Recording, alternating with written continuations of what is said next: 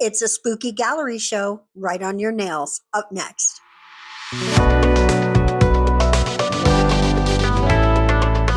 Hello, my lovelies. Welcome back to my channel. My name is Gigi, and that's right, we've put a Halloween gallery directly on this set of nails. And if I do say so, I think it came out pretty cute. So what I'm going to do is just go ahead and paint all of those nails that beautiful blue color. It's by a company called Sky Match. I've had it for a long time. It's really nice polish. It's called Hangover. Actually, that's the name of the shade. So let's just start stamping some really pretty images. We've got this little jack-o'-lantern, and he's got a little purple witch hat. His hat can be any color you want. I probably would have made it black, but guys, I'm out of black. I am out of black stamping polish. So I have all the other colors. Actually, I'm almost out of white as well, and you're going to see when I use it, it needs to be replaced. So time for a short shopping trip. But you can get a little set of the ones I use are Born Pretty.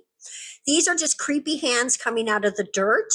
Now I'm going to use this yellow for the light and pink for the hand. I probably again would have used black for the hand, but I didn't have it. And I saw the pink and I was like, let's throw some pink in here. And look how cute that little cauldron is. So we are going to go ahead and use that color combination for that cauldron as well.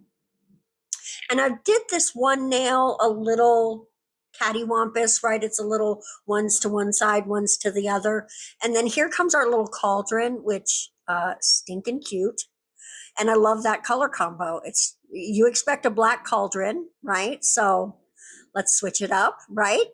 Now this second nail, we're going to do all skulls. We're just going to have a skull wall in our gallery because those little skulls are stinking cute. I love the set, guys. First of all, it was so easy to do. There's only one part of it that was a little bit of a headache. That was a little gravestone with a cat on top. And again, no black, so our cat is purple, which I think is adorable. And we have a purple witch. And now here you go. Look at this white. It's a little thick, y'all. It still works, though. You can see it had a little string there. And to use it, I have to leave it laying on its side. And I wasn't sure I was done with it yet, but I am. So we're going to put a little mummy, which you really need the white for a mummy. But honestly, I would have used yellow or pink because why not? This is just a fun little Halloween set. This is one you could do with your kids. And it's so easy. Literally anyone could make this happen. My 4-year-old grandson is great at stamping. So, and it's just regular polish. No reason not to play with the kids with it. So we're doing that one little cute mummy. And then underneath it is the most adorable little Grim Reaper. Oh my God. So I did a quick base coat, just making sure I got all the nooks and crannies, edge to edge. And now to make sure that we're not going to have any transfer, which I thought it was, anyway, you don't want to have, sorry, my whole brain just farted. You don't want to have any residue on these nails. No sticky layer, no residue of a sticky layer, because we're going to do a little isolated chrome after we make all of our frames. Because like I said, this is a gallery. So each individual picture is going to get its own little frame. And because if you're in a gallery, not every picture has the same frame, we're going to do black frames. Some of them are going to be gold. Some of them are going to be silver. And the one on the witch on the middle finger, she's going to be a little extra special because she's our little witch and she's on the middle nail. So why not like make her the focal point of our gallery wall, right? Well, I guess it could be 5 walls, whatever. Guys, it's your imagination. It's your set. You can make it anything you want. So really the frames are just this simple and you can get way more complicated with them. And I might have, but this set needed to be quick for me because I am leaving my house today to go spend a couple days at my kid's house. Their parents are not leaving town, but there's this conference they're going to, and they want to stay in the area. So they got a hotel, and I'm going to go stay with the kids for a couple nights. It's going to be super fun for them, for the adults, but then super fun for me and the kids too. I'm really looking forward to a couple of days just playing with the grandkids. Although it's the middle of the week. There's always a groan, right? There's always something for a groan. But my granddaughter is in high school, and so um, she gets up early for school, and so guess who's getting up early to drive her to school? That would be me, and I am your get up at 10 o'clock cutie. So I don't relish that idea. Plus, I'll have the 4-year-old, so I've got to get him up out of bed for a 5-minute drive. I'm not looking forward to that one aspect, but we will all get through it. We will enjoy ourselves, and it will be fine. Um, there it is. I'll just try to get my butt in bed early tonight. No nap this afternoon, which is great because I didn't sleep great last night. So I'll be ready for bed tonight. And luckily, my daughter and her husband, their bed is very similar to my bed, which is a memory foam mattress. I've never loved a mattress more than my memory foam mattresses. This is my third one.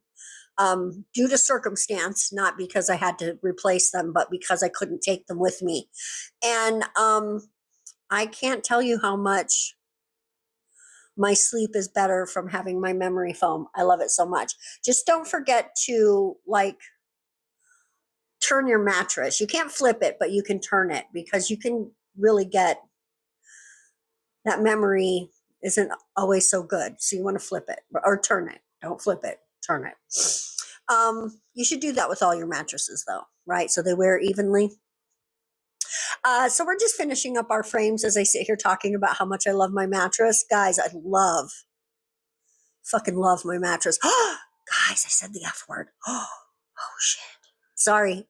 And then I said the S word. I'm so sorry. In my real life, I cuss a lot more than you hear on this channel, right? I try to keep it family friendly as much as possible. So here we are coming in with a little silver on one of the frames.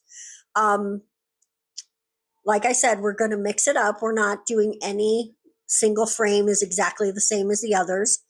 I had intended to do a few more with the treatment that I gave the middle nail, which you will see in a moment. But guys, I couldn't make it happen. I'm on a time crunch. I needed to get this set finished and edited so that I could get it put up. And even right now, I'm racing the clock. So there it is. That is also why I'm maybe I can find a beep to cover my F word, but I am not going to redo the voiceover because I need to get in the shower and finish packing so that when my daughter shows up to pick me up, I'm ready, right? I also obsess about being on time. That's a me thing, right? It's just part of my personality, I guess, or the training I received as a child. It could be anything. My children are basically the same way. So I think it might be the training, because my mom was always hurrying us. And because of that, I am always hurrying. And then you pass that down to your children, right? So now here's one thing I'm going to tell you guys. When you're putting the frames around, if you make any little mistakes and you have to clean it up with your brush, that can leave a residue. Even though there's no color, it can leave something that the chrome wants to stick to. So my recommendation is alcohol is not quick to remove it. It will completely remove it, but it takes a little rubbing. And that is where you run the risk of messing up the chrome that you don't want to remove. So have some acetone and a tiny brush handy. because that's going to just whisk it away, and you're going to be able to use a very light touch and a very small amount of acetone. And you don't want any dripping, right? You want to drain your brush a tiny bit on a paper towel, not all the way, just touch it so a little bit pulls back, and then wipe away whatever you need to wipe away. There you go. That's just my little tip for today. And you can see that wherever I had to clean up when I made this little oval, a little bit got left behind. There's a little bit right there at the top. So acetone's your best friend with that, okay? And this is also why we base coated before we did anything else, because you don't want to ruin your stamps. Another thing, I don't know if it's just this gold chrome, but you can see everywhere that I cleaned it up, it left a little bit of a green cast.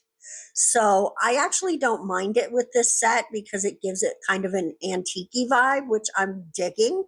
But if that's not what you're going for, which it wasn't for me, it's a happy accident in this case. But look out for that, because no matter what I did, I couldn't get it to come off. So there's a thought. And this is Saviland chrome powder, but honestly, all these places probably get their stuff from the same suppliers. So I don't know if this is just a gold chrome feature, bug, whatever. But it was happening for me on everywhere that I had to clean up the gold. It just left a green, you can see it, like there's a little green cast there. So now this was the most frustrating part. I really wanted to put a bunch. I'm going to ring this oval. I'm going to outline it with these little gold beads. And that's why I put down the super thick gel, because it's going to help hold it in place, because this takes a little time. And honestly, for me, I can't really, wow, I'm really taking my time figuring out what I want to do here, aren't I? That's hilarious. That's hilarious. There's 3 different sizes, and I was having a hard time finding what I wanted. So I put most of the other flower, or all the other flowers, back, and then dumped out another color so I could get more of the sizes. That's all that was going on there. But anyway, this is tedious. Votino makes it look easy, and I don't know how he does that. Maybe it's just practice makes perfect. I need to try doing this more for the practice. But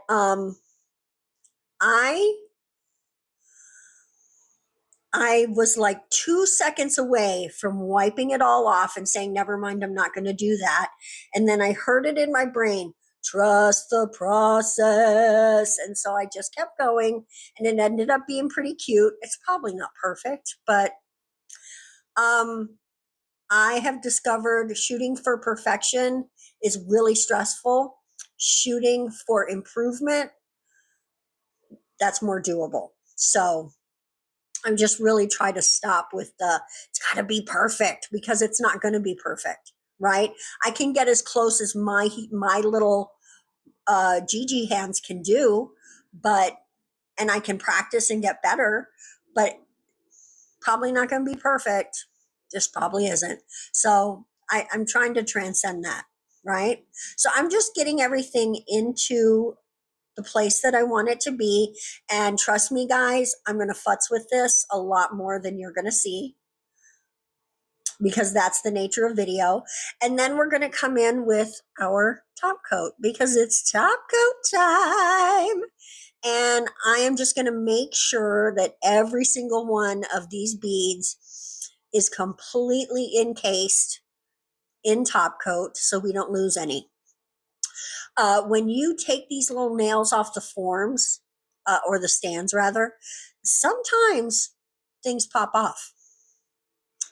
So I wanted to make sure that I wasn't chasing little beads and trying to put them back on this nail when I pulled it off, because I feel like that would have done me in. That would have been it, guys. I would have been like, I don't see how I'm going to get this video done.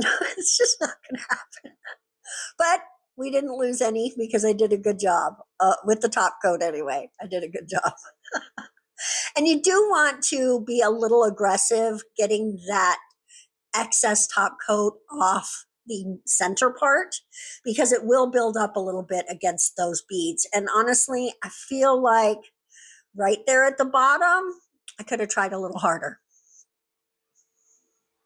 There you go. Just another place for improvement. Okay. Don't stress yourself out about nail art. It's not stress out worthy. It just isn't. No matter how much you love it, no matter how hard you're trying to make it, something that is your job, right? Whatever you're trying to do, you cannot stress out about nail art. It's just not worth it. It's supposed to be fun. It's supposed to be enjoyable, and just practice. Practice. Anything you do that improves your skills is worth doing. That includes nail art, but it's not worth stressing out about. But guys, these nails don't bring me any stress at all because look at how freaking cute they are. This gallery idea, I just love it. I think it is so cute. Definitely want to do something like this for Christmas and maybe try to amp it up a little bit more. I don't know. If you have any ideas how to make this more special, let me know because we definitely want to play with this idea. There's so many holidays and so many different ways that we could just make a gallery really feel cute and warm and inviting and special. So I absolutely love it. I hope you guys like it too. Which one's your favorite nail? Which is your favorite gallery wall? Let us know in the comment section. And since you've scrolled down, don't forget to subscribe because most of my viewers aren't subscribed. And guys, my watch times are really going up and I want to thank you because that's because of you guys. You guys are the best. Thank you so much for watching today. I hope you're having a wonderful week. We are going to see you for some more stuff later on in the week. And until then, have a wonderful day. Bye-bye.